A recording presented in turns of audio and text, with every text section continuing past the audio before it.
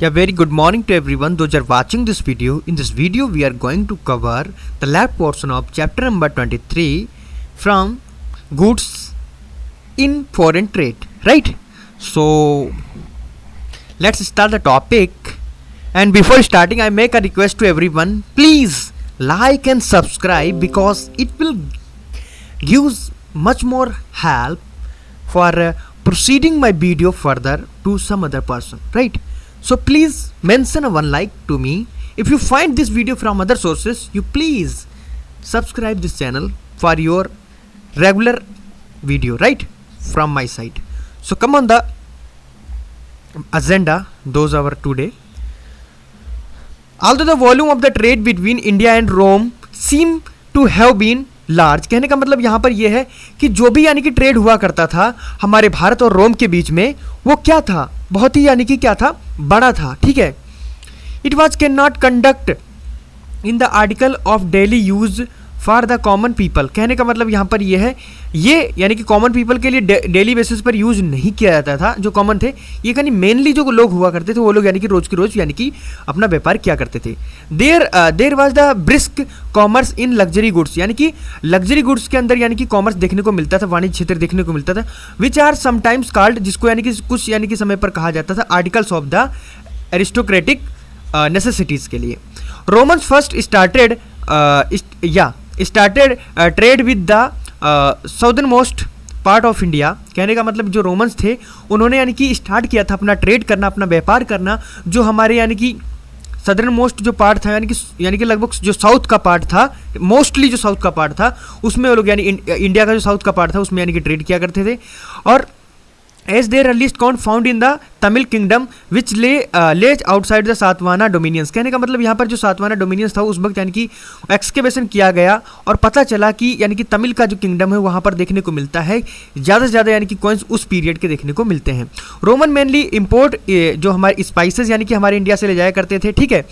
Which South India was famous and also muslin, pearls, jewels and the precious stone from the central and South India. कहने का मतलब यहाँ पर ये है कि वो लोग हमारे यहाँ से यानी कि क्या ले जाते थे, मोस्टली हमारे यहाँ से वो लोग स्पाइसेस ले जाया करते थे. उसके बदले में वो लोग क्या करते थे कि जो यानी कि आयरन इम्प्लीमेंट्स, ठीक है, गुड्स स्पेस, और यानी कि स्पेशली अगर देखा जाए जो स्पेशली जो हमारी कल्टरी होती थी फॉर, ठीक है, सॉरी, प्रीशियस स्टोन होते थे, इन सभी में वो लोग क्या करते थे, व्यापार किया करते थे हमारे साथ में. ठीक है.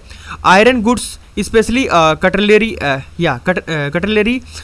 formed an important item of export to the Roman Empire. Pearls, ivory, precious stones and animals were considered luxury, but plant products served the basic religious, funerary, culinary and medicinal needs of the people. कहने का मतलब यहाँ पर ये है कि वो लोग यानी कि मतलब गुड्स रिलेटेड जो था यानी कि लग्जरी आइटम्स के उसमें तो करते थे भी, आयुर्वेदिक जो दवाइयाँ थी, ठीक है, मेडिसिनल जो प्लांट्स थे उसमें यानी कि वो लोग यानी कि अपना ड्रग्स के लिए यानी कि व्यापार किया करते थे. ये भी यानी कि मेंशन कर रखा है. kitchenware may have been included in the item of the import, and the cutlery may have been imported for the higher class people. कहने का मतलब यहाँ पर ये है कि अगर देखा जाए वो लोग इंक्लूड करते थे यानी कि इम्पोर्ट कटलरी को, एंड जो यानी कि हायर क्लासेस पीपल थे उनके लिए. ठीक है. और मैं बता रहा हूँ कहने का मतलब वो लोग बहुत सी चीज़ें यानी कि इंपोर्ट किया करते थे हायर क्लासेस के लिए कि उन लोगों को ये सुटेबिलिटी हो इन चीज़ों को लेने में, इन चीज़ों का यूज करने में. ठीक है. In addition to the goods directly supplied by India, जो यानी कि इंडिया के द्वारा यानी कि जो गुड्स सप्लाई किया जाता है, certain articles were brought to India from the China. यानी कि कहने का मतलब वो यानी कि कहाँ से लाया जाता था, इंडिया से, इंडिया में कहाँ से लाया जाता था, चाइना से. ठीक है. Central Asia then pass the eastern part of the Rome empire. कहने का मतलब इंडिया से यानी कि चाइना से इंडिया, इंडिया से फिर यानी कि सेंट्रल एशिया होते हुए सीधा यानी कि रोम को पास हो जाता था. आप अगर मान लो रोमन एम्पायर का यानी कि या रोम, आज भी जो रोमन जो हमारा है उसको ईरान को वगैरह जो भी देखना चाहें तो आपको देखने को मिलेगा कि एक्चुअल में हमारा मैप किस तरीके से है, तो उसी तरीके से हमारा यानी कि रूट भी निकाला जाएगा. मैंने 2 सिल्क रूट के बारे में बात करी थी, एक हमारा इंडिया से पास होता था, एक चाइना से पास होता था. ठीक है. तो उनको मैंने प्रीवियस चैप्टर में बताया है, तो आप वहाँ पर यानी कि इस चीज़ों को डिटेल्ड में डिस्कस कर सकते हैं, जिससे डिटेल्ड में देख सकते हैं, ठीक है। Silk was directly sent from China to Roman. कहने का मतलब यहाँ पर यह है कि जो सिल्क होता था, जो रेशम हुआ करता था, रेशम मार्ग, ठीक है, रेशम जो होता था रेशम मार्ग से यानी कि चाइना से होते हुए रोमन को जाया करता, रोमन एम्पायर को जाया करता था। Silk route passing through the Afghanistan, ठीक है, एंड ईरान, यानी कि कहाँ से, यानी कि नॉर्थ हमारे, यानी कि कहने का मतलब यानी कि चाइना से होते हुए, इंडिया से होते हुए, फिर अफगानिस्तान से होते हुए, ठीक है, अफगानिस्तान से होते हुए सीधा यानी कि ईरान को चला जाता था। However the establishment of the Parthian rule in Iran and neighbouring areas created difficulties. कहने का मतलब यहाँ पर देखा, यद्यपि जो यानी कि जो इस्टेब्लिशमेंट है किसका, यानी कि पार्थियन का, पार्थियन रूल का, ठीक है, in Iran and establishment sorry and neighbouring areas जो क्रिएटेड करते थे डिफिकल्टीज़ को, मतलब कठिनाई को उत्पन्न कर रहे थे। Therefore the silk had to be delivered, ठीक है, diverted to the western Indian port through the north western part of the subcontinent. Sometime ये देखा गया है, इट इज़ ऑल्सो फाउंड, पाया गया है कि it's way from China to east coast of India. कहने का मतलब यहाँ पर यह है कि देखने को मिलता है, कह रहा है वो कि इट्स वे फ्रॉम चाइना से एक रास्ता निकलता था, कहाँ से होते हुए, east coast of the India, ठीक है, from there went to the west, और यानी कि वो वेस्ट की तरफ जाता था। Thus there was considerable transit trade in silk यानी कि सिल्क के लिए यानी कि रूट बनाया गया था India and the Roman empire के लिए। In return for the articles exported by India, जो कुछ यानी कि आर्टिकल्स जो थे इंडिया के द्वारा एक्सपोर्ट किए जाते थे रोमन एम्पायर को। The Roman exported to India, जो यानी कि उसके बदले में रोम क्या हमारे इंडिया में यानी कि एक्सपोर्ट करता था दारू, मतलब यानी कि वाइन, ठीक है, एंड वाइन एम्पायर, ठीक है, वो यानी कि एक्सपोर्ट करता था। एंड वेरियस अदर टाइप्स के जो यानी कि पोट्री मटेरियल्स होते थे जो डिस्कवर्ड किए गए हैं यानी कि एक्सकेवेशन करने के लिए तुमलुक में, इन वेस्ट बंगाल में, वहाँ पर देखने को मिला। और अरकमेडू नियर जो यानी कि पौंडुचेरी पड़ता है, जिसे आज पुदुचेरी के नाम से जाना जाता है। Eight several other sites in the south India में देखने को मिली है। तो इससे पता चलता है कि ये लोग हमसे यानी कि इन चीज़ों में ट्रेड किया करते थे।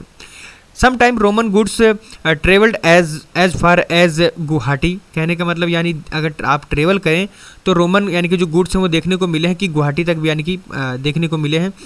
जो लीड करते हैं, lead which was use for making coins by the सातवाहनाज।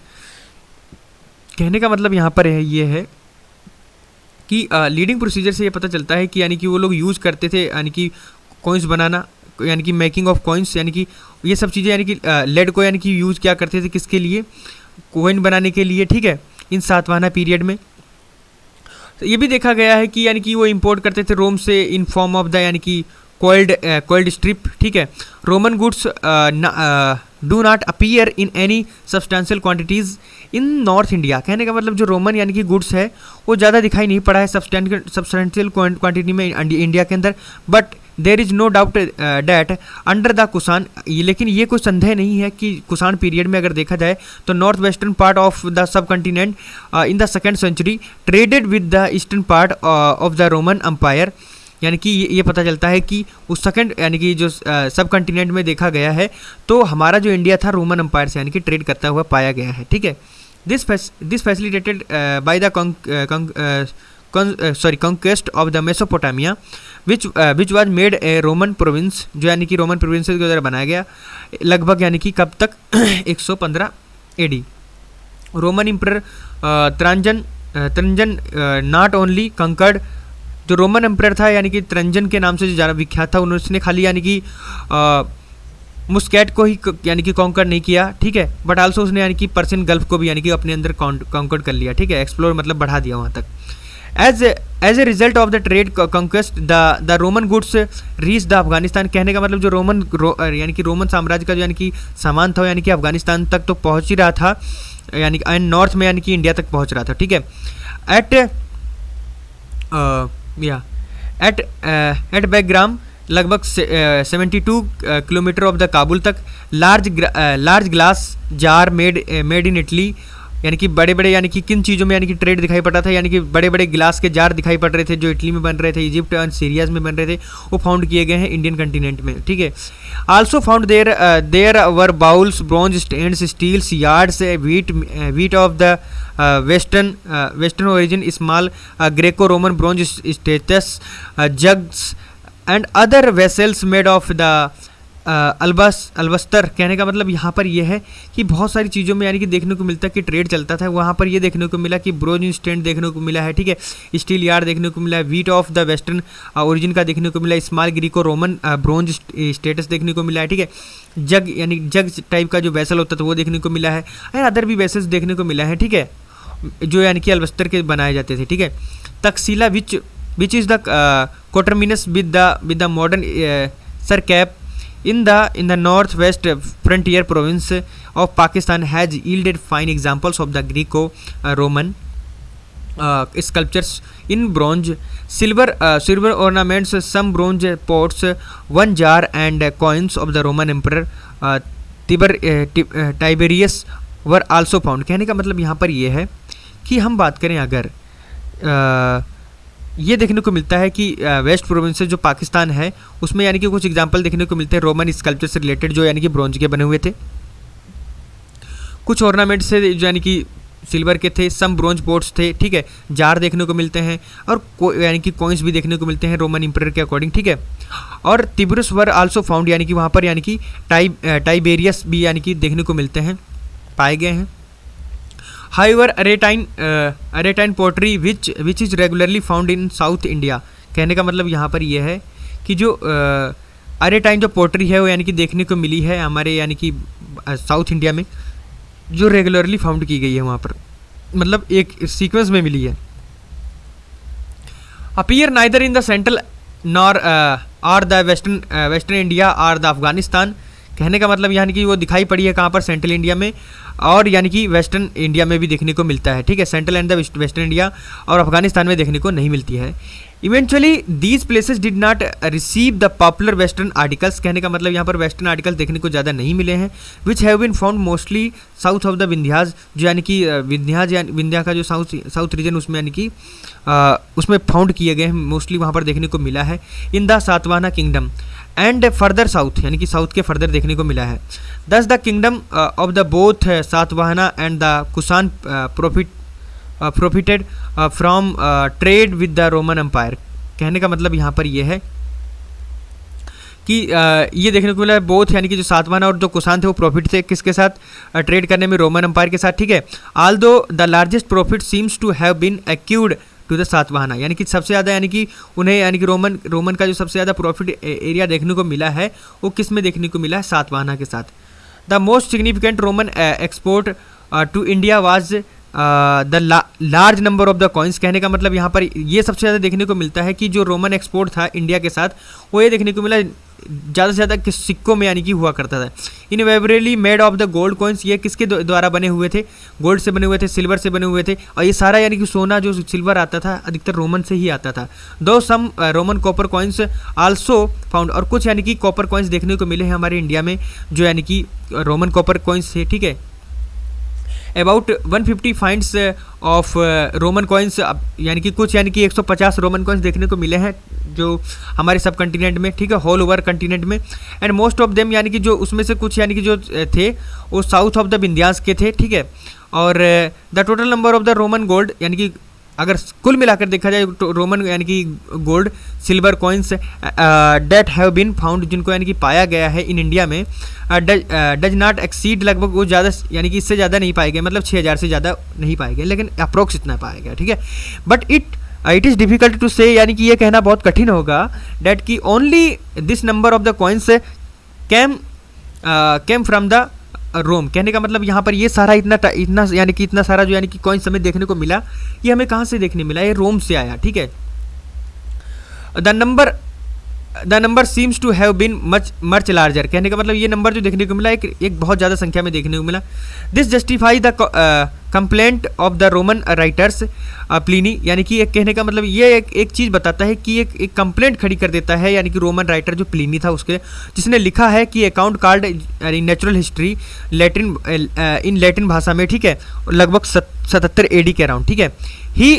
उसने बताया ही बिलीव, वो यानी कि वो विश्वास करता था कि यानी कि Rome was being drained of gold, यानी कि उसमें देखने को मिला है यानी कि रोम जो था एक यानी कि एक ड्रेंड था ऑफ गोल्ड अकाउंट का of its trade with India, और यानी कि और इसके यानी कि कहने का मतलब यानी कि वहाँ पर सोने की खाने थी, ठीक है। पहली बात तो ये नालियाँ एक किस्म से मानी गई हैं, वहाँ पर मिलती हैं रोम में, और उसका ट्रेड यानी कि इंडिया से होता है। दिस में बी एक्सकेग्रेशन, ये अगर कहना हो मतलब ये अगर कहा जाए तो बहुत ही है कि बढ़ चढ़ कर बात होगी, ज़्यादा बढ़ा चढ़ा कर बात कहने वाली होगी, इतना है नहीं, ठीक है। बट एज अर्ली एज यानी अगर देखा जाए 200 AD के अराउंड अगर देखा जाए, हमने सुना है यानी कि we hear of the complaints against excessive expenditure, यानी कि जो बहुत सारा एक्सपेंडिचर यानी एक्सेसिव यानी कि एक्सपेंडिचर था on the purchase of the paper के बारे में ऑफ ईस्ट इंडिया, ईस्ट से लिया जाता था। मतलब कहने का ये है ज़्यादा से ज़्यादा कंप्लेंट इकट्ठा हुई थी कि इतना यानी कि हम लोग पेपर पर क्यों मर रहे हैं, उसके बदले में हम अपने घर के यानी कि चीज़ों को यानी कि खाली कर रहे हैं, इंडिया को दे रहे हैं, ठीक है। तो ऐसा भी उस वक्त देखने को मिलता है। As the western were very fond of the Indian pepper, कहने का मतलब यानी कि जो वेस्टर्न लोग थे बहुत ही शौकीन थे हमारे इंडियन पेपर को यानी कि खाने और यानी कि उनमें चीज़ों में यूज करने में। इट इज़ कॉल्ड द वनया प्रिया, ठीक है, या यवना प्रिया, इसको यानी कि संस्कृत में अगर देखा जाए तो इसको यानी कि जो काली मिर्च था उसको यवना प्रिया बोला जाता था। There was also a strong reaction against use of the Indian trade steel cutlery for which Roman nobles paid very high prices. कहने का मतलब यहाँ पर ये बहुत ही यानी कि कहा जाए तो यानी कि मतलब एक स्ट्रॉन्ग रिएक्शन देखने को मिला है अगेंस्ट किसके, यानी कि इंडियन स्टील जो ट्रेड कटलरीज थी उसके लिए रोमन नोबल्स थे, उन्होंने यानी कि दिखाया कि बहुत ज़्यादा हाई प्राइजेस थे इन चीज़ों के लिए, ठीक है। The concept of the balance of the trade may not have been known. कहने का मतलब यहाँ पर यह है कि एक कॉन्सेप्ट देखने को मिलता है बैलेंस ऑफ यानी कि ट्रेड के लिए, जो यानी कि हैव बीन टेकन यानी कि देखा गया उस वक्त लिया गया है उससे यानी कि टेकन किया गया है। बट द नुमेरियस यानी कि numerous find of the Roman coins and the pottery in the peninsula leave no doubt that India was a gainer in its trade with Roman empire. कहने का मतलब यानी कि हमेशा ये देखने को मिला, यानी कि हम लोग ट्रेड तो कर रहे थे लेकिन हमेशा हम उनसे गैनर ही रहे, हमने उनको यानी इतना नहीं दिया जितना हमने उनसे लिया, तो मतलब फ़ायदा हमारा होता था।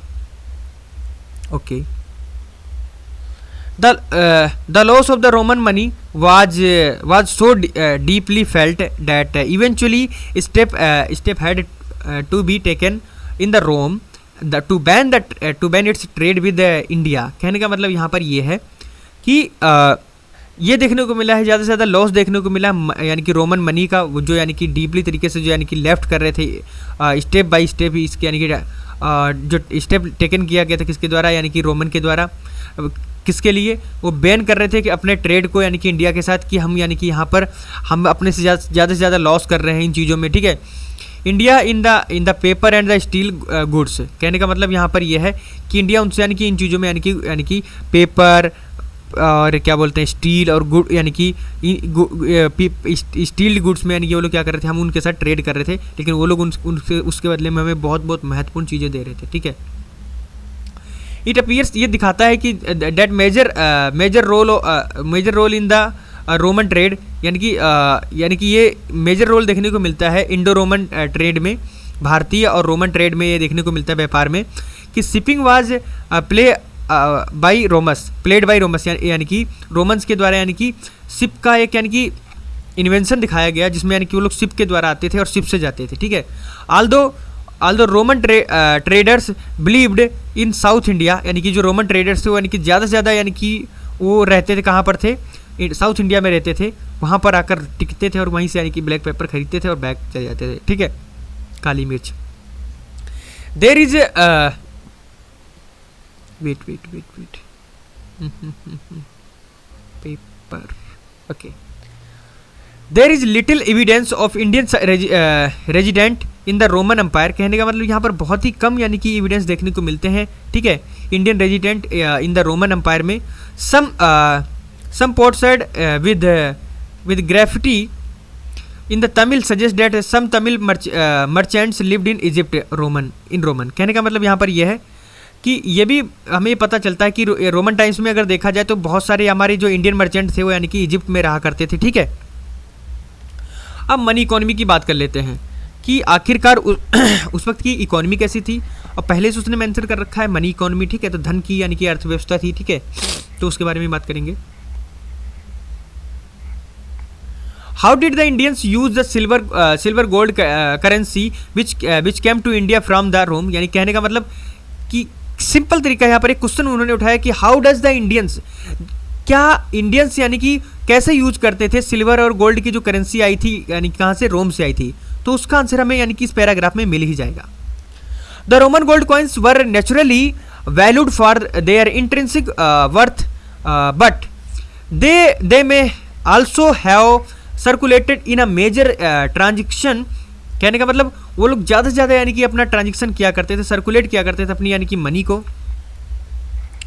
इन द नॉर्थ यानी कि अगर यानी कि उत्तर में देखा जाए तो Indo Greek rulers issued a few gold coins. यानी कि जो इंडो ग्रीक रूलर्स उन्होंने कुछ यानी कि गोल्ड कॉइन्स को यानी कि इशू किया था। But Kushana issues gold coins in the considerable numbers. यानी कि कहने का मतलब यहाँ पर यह जो कुसानस थे उनने कुछ यानी कि कुछ कंसिडरेबल नंबर में यानी कि अपने कॉइन्स, गोल्ड कॉइन्स को इशू किया था। इट इज़ रॉन्ग, ये कहना यानी कि गलत होगा, यानी कि ये सोचना गलत होगा कि जो all Kushan gold coins were minted out of the Roman gold coins. कहने का मतलब यानी कि ये कहना गलत होगा जितने भी रोमन कॉइन्स से यानी कि कुसान के जितने भी यानी कि मिंटेड कॉइन्स थे वो कहाँ से निकल कर आए, रोमन गोल्ड कॉइन्स से, ठीक है। As early as 5th century BC India had paid tribute of 320 talents of the talents of gold to the Iranian empire. कहने का मतलब यहाँ पर ये है कि ये कहना यानी कि मेरा कहने का मतलब जैसा 5th century जैसे जैसे यानी कि हमारी 5th century आई तो इंडिया ने अपना ट्रिब्यूट यानी कि ट्रिब्यूट और 200 यानी कि 320 टैलेंट्स ऑफ गोल्ड को यानी कि ईरानियन एम्पायर को, ठीक है, दिया, ठीक है। This gold may have been excavated from the gold mines in Sindh. और ये कहाँ से एक्सकेरेट किया गया है, जो यानी कि सिंध की गोल्ड माइंस हैं उनसे निकाला गया है, उसको यानी कि एक्सट्रैक्टेड किया गया उससे। Kushan probably obtain gold from central Asia. जो कुसान थे वो सेंट्रल एशिया से क्या करते थे, वहाँ से यानी कि ऑब्टेन किया करते थे, वहाँ से निकाला करते थे अपना सोना, ठीक है, पाया करते थे। And may also have procured it either from the Karnataka और from the gold mines of the Dhalbhum, ठीक है, डालभूम इन झारखंड। तो यानी कि कहने का मतलब यहाँ पर ये है कि जो यानी कि जो क्या बोलते हैं जो कुसान थे वो अपना यानी कि अधिकतर यानी कि सोना जो निकाला करते थे वो कर्नाटका की एक यानी कि माइंस से निकाला करते थे, गोल्ड माइंस से, और या फिर जो डालभूम है झारखंड में उससे निकाला करते। Later came to be under the sway, यानी कि ये बाद में देखने को मिला है। अब बात करते हैं on account of the contact with Rome the Kushan issued the dinar type of gold coins which become abundant under the Gupta rule. कहने का मतलब यहाँ पर ये है, अगर इसी अकाउंट के अकॉर्डिंग देखा जाए तो यानी कि कॉन्टेक्ट मिलते हैं किसके साथ, यानी कि रोम के साथ, और उसमें यह पता चलता है कुसान जो थे उन्होंने यानी कि इशू किया था दिनार, मतलब एक करेंसी जो थी यानी कि गोल्ड की बनी हुई, ठीक है, जो भी यानी कि उस वक्त बहुत ही अबुंडेंट थी, मतलब जिसका यानी कि वर्चस्व बहुत था उस वक्त अंडर द गुप्ता रूल में, ठीक है। Gold coins may not however have been used in day to day transactions। कहने का मतलब जो गोल्ड कॉइन्स हैं वो देखा जाए तो अगर यानी कि have been used in day to day transactions, यानी कि डे टू डे के अकॉर्डिंग यानी कि उनको रोज के रोज यानी कि ट्रांजेक्शन के लिए यूज नहीं किया जाता था। Which were carried on in coins to lead यानी कि लेड पोर्टिन, यानी कि ये जो सब चीज़ें थी ये किस कॉइन्स में हुआ करती थी, ये थी लेड का कॉइन्स हुआ करता था, पोर्टिन का कॉइन्स हुआ करता, या तो यानी कि जो कॉपर का जो कॉइन्स होते थे उसमें होते थे। गोल्ड कॉइन्स में यानी कि रोज का रोज लेन देन नहीं होता था, क्योंकि ये कि मतलब बहुत ही इंपॉर्टेंट यानी कि वो मेटल का बना हुआ है भैया, उसमें इतना नहीं है। उसमें जैसे हम लोग क्या करते हैं, किसी आजकल जो हमारी इकोनॉमी है डॉलर्स में यानी कि गिनी जाती है, 5 बिलियन ट्रिलियन ऐसे तरीके से बिलियन ट्रिलियन डॉलर इकोनॉमी। इसी तरीके से उस वक्त जो वर्चस्व था गोल्ड का था, तो गोल्ड में यानी कि इकोनॉमी को काउंट किया जाता था, मनी को काउंट किया जाता था, ठीक है। तो इसी तरीके से आज के टाइप में हम लोग डॉलर में यानी कि 5 trillion US dollar economy, right. इस तरीके से हम कोई भी चीज़ें खरीदते हैं आज की डेट में, या तो हम सोना देंगे तब लेंगे, या फिर यूएस डॉलर देकर हम लोग यानी कि उसे खरीदेंगे। Both lead and copper deposits are found in Andhra. कहने का मतलब यहाँ पर यह है कि हमें जो यानी कि दोनों जो हमारे लेड और कॉपर हैं जो डिपॉजिट्स हैं यानी कि कहाँ से फाउंड किए गए हैं, आंध्रा से। And gold deposits in the Karnataka में, गोल्ड यानी कि गोल्ड के जो डिपॉजिट्स हैं वो हमें यानी कि कर्नाटका से फाइंड आउट किए गए हैं। The Andhra issued a large number of the lead are the potin coins in the Deccan. अगर देखा जाए तो आंध्रास जो थे, ठीक है, उन्होंने ज़्यादा से ज़्यादा नंबर यानी कि लेड के कॉइन्स और द पोर्टिन के कॉइन्स यानी कि लेड या जो पोर्टिन के कॉइन्स हैं उनको डेकन में इशू किए थे। Aldous the Satavahana did not issue the gold coins, यानी कि ये देखा गया है जो सातवाहना है उन्होंने ज़्यादा गोल्ड कॉइन्स को इशू नहीं किया था। The museum show that they seems to have issued the largest number of the coins. कहने का मतलब यहाँ पर म्यूजियम में देखने को मिलता है, अगर आप म्यूजियम में जाएं वहाँ देखें जाकर तो आपको सबसे ज़्यादा largest number of the coins जो देखने को मिलेंगे वो या एक minute the museum shows that they seems यानी कि सातवाहना के सबसे ज़्यादा वहाँ पर यानी कि आपको कॉइन्स देखने को मिलेंगे, ठीक है।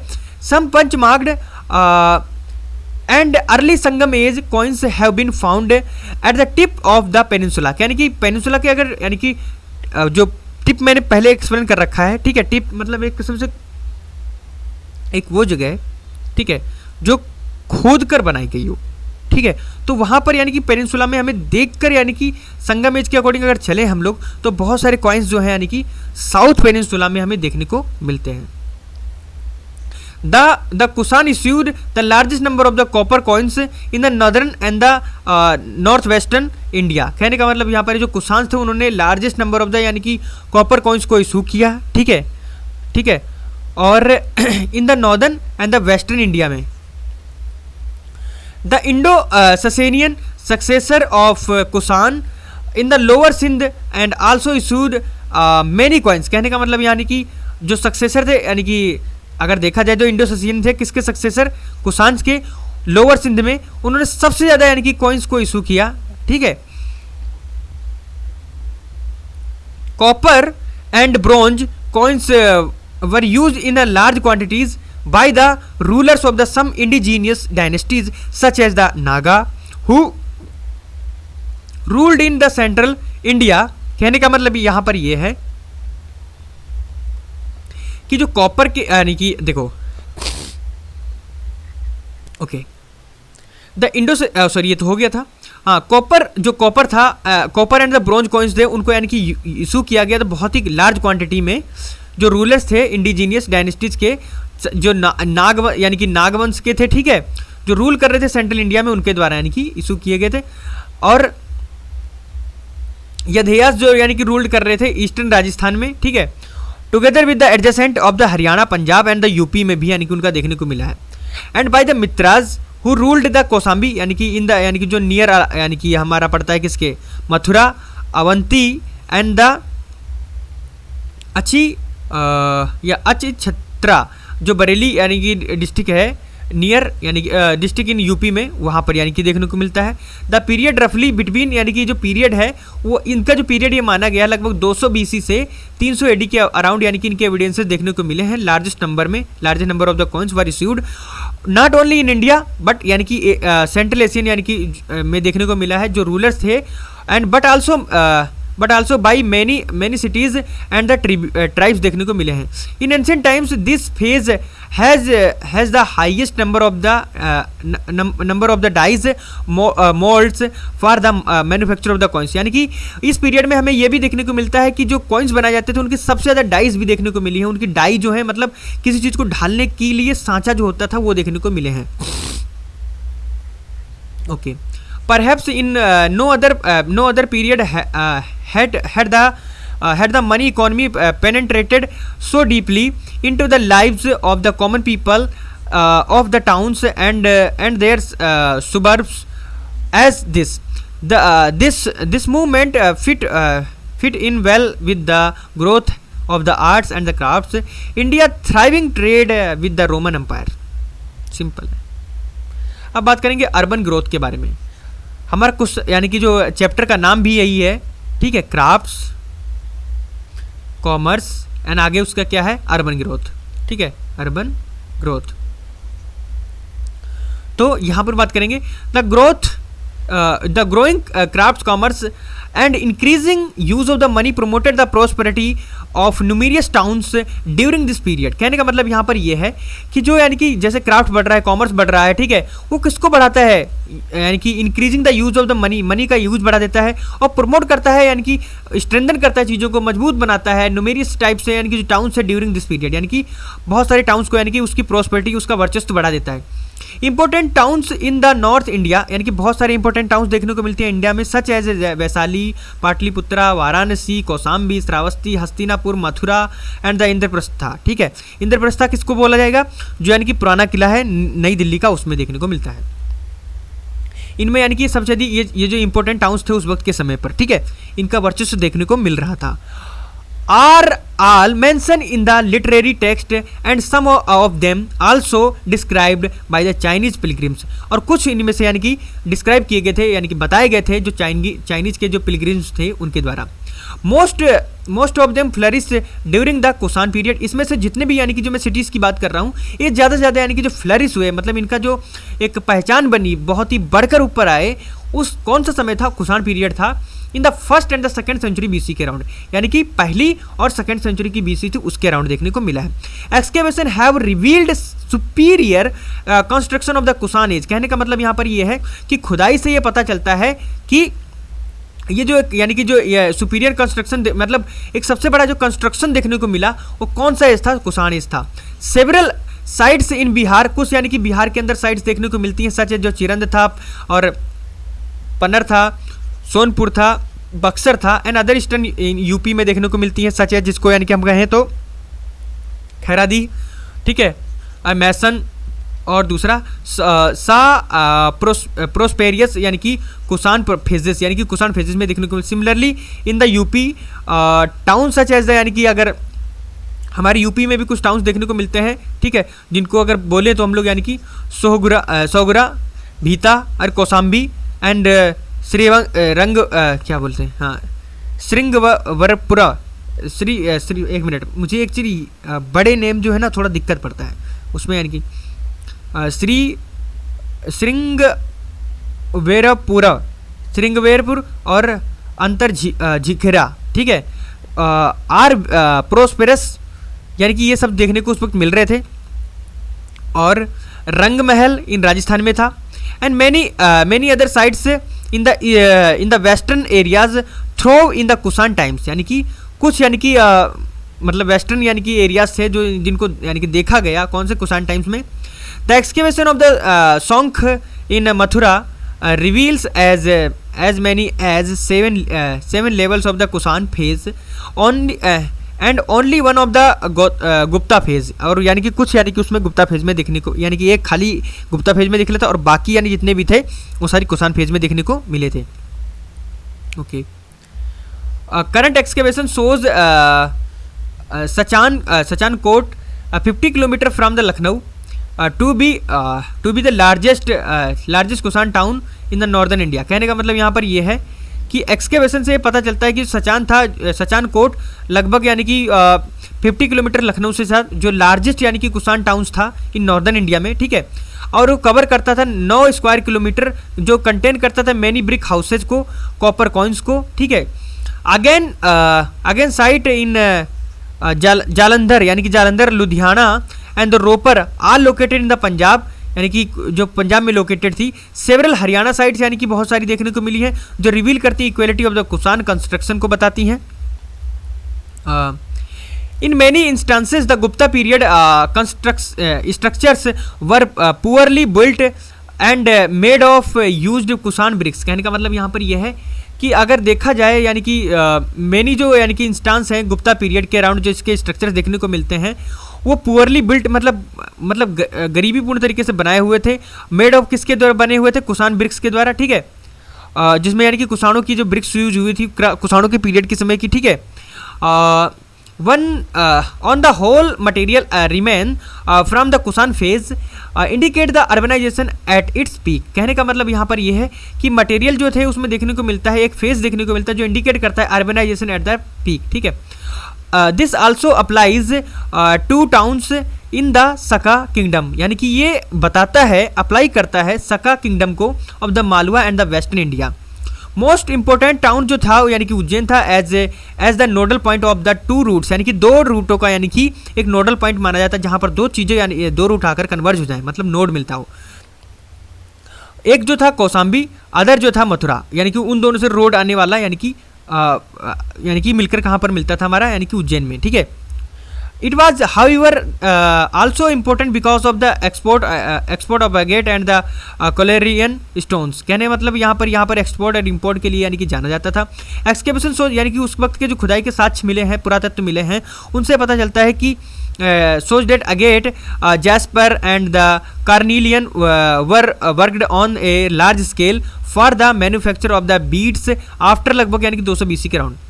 This was the possible because the raw material could be obtained in abundance from the trap bedrock in the bed of the Sipra river Ujjain. Simple है। Town throw in the Satvana kingdom during the same period as they did under the Saka Kusan। कहने का मतलब यहाँ पर जो towns थे उनको throw किया गया है इन द सातवाहना किंगडम में, ड्यूरिंग किस पीरियड में? यानी कि सका और कुसानस की।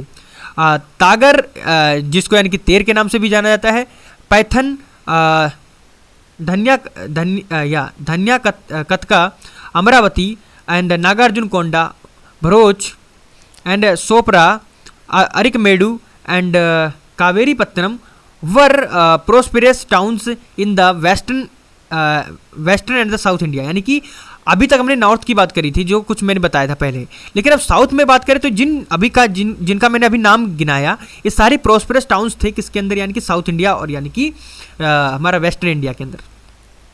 किस पीरियड में? सातवाहना पीरियड में। Several Satavahana settlements, some of them have may be coterminous with the 30 walled towns of the Andhra mentioned in the Pliny have been excavated in the Telangana। और ये भी देखने को मिलता है they had originated much earlier than the towns in the coastal Andhra, although not much later than those western Maharashtra। The decline of the towns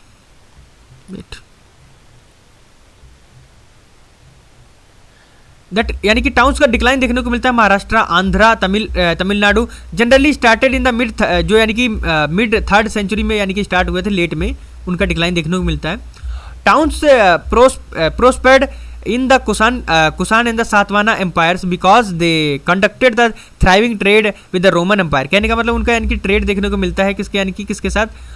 जो यानी कि रोमन एम्पायर के उसके साथ। इंडिया देन ट्रेड विद यानी कि eastern part of the Roman empire, यानी कि इंडिया का जो ट्रेड देखने को मिलता है रोमन एम्पायर के साथ as well as the central Asia. Towns in Punjab, यानी कि जो कुछ टाउन्स थे पंजाब के एंड द वेस्टर्न यूपी में जो देखने को मिलता है यानी कि एक सेंटर ऑफ द यानी कि कुसान यानी कि पावर का जो यानी कि लाई करता था किसमें? यानी कि नॉर्थ वेस्टर्न इंडिया में, ठीक है। Most Kusan towns in India lay exactly on the northwest or the Uttar Patha route passing through the Mathura and the to Taxila। कहने का मतलब यहाँ पर यह है कि अगर बात करूँ मैं मोस्टली जो कुसान टाउन्स थे देखने को मिलते हैं कहाँ पर देखने को मिलते हैं? हमारे नॉर्थ और द वेस्ट यानी कि नॉर्थ वेस्टर्न जो पार्ट है हमारे इंडिया का उसमें, जिसको यानी उत्तर पथ के नाम से जाना जाता है, जो पास करता है कहाँ से? मथुरा से तक्षशिला को जाता है उस पर, क्योंकि एक सिल्क रूट था, ठीक है। The Kusan Empire ensured security along the route, and its demise in the 3rd century dealt a great blow to these towns. The same thing happened in the Deccan, यानी कि यही चीज़ें डेक्कन में हुई. The end of the Satavahana power together with the ban on trade, यानी कि कहने का मतलब जैसे जैसे यानी कि जैसे सातवाना का यानी कि पावर का एंड हुआ, वो कब हुआ, बैन लगा दिया गया ट्रेड पर इंडिया के साथ, जो इम्पोज करता था यानी कि imposed by the Roman empire in the 3rd century. ठीक है. और सेंचुरी इम्प्रोवाइज्ड यानी कि इम्प्रूवाइज देखने को मिला उसमें, इम्प्रूवाइज देखने को मिला.